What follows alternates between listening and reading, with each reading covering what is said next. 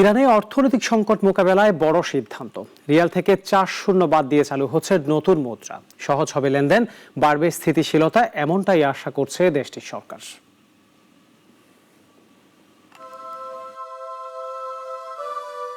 চলমান অর্থনৈতিক সংকট সামাল দিতে অভিনব এক পদক্ষেপ নিচ্ছে ইরান সরকার।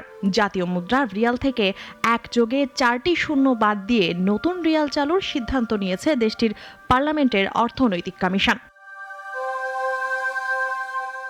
এই উদ্যোগের ফলে 10,000 রিয়ালের একটি নোট এখন গণ্য হবে মাত্র 1 রিয়াল হিসেবে।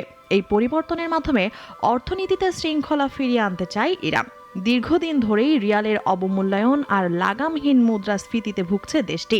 বিশেষ করে আন্তর্জাতিক নিষেধাজ্ঞা ও পারমাণবিক কর্মসূচি ঘিরে আরোপিত চাপের কারণে সংকট আরও গভীর হয়েছে। দেশটির অর্থনৈতিক কমিশনের চেয়ারম্যান শামসুদ্দিন হুসেইনি বলেন, এই পদক্ষেপের ফলে লেনদেন সহজ হবে, সাধারণ মানুষের অর্থনৈতিক জীবনও স্বস্তির পথে যাবে।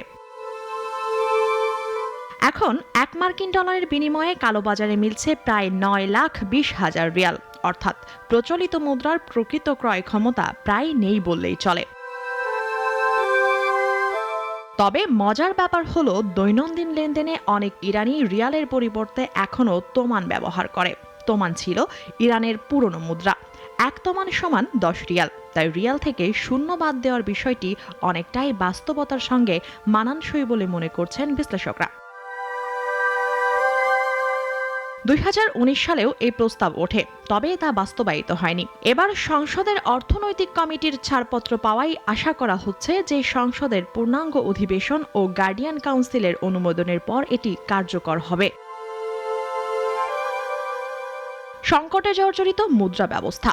4-0 কমিয়ে ইরান জিততে চায় অর্থনীতির হারানো আস্থা। মুনিয়া জুথি, নাগরিক।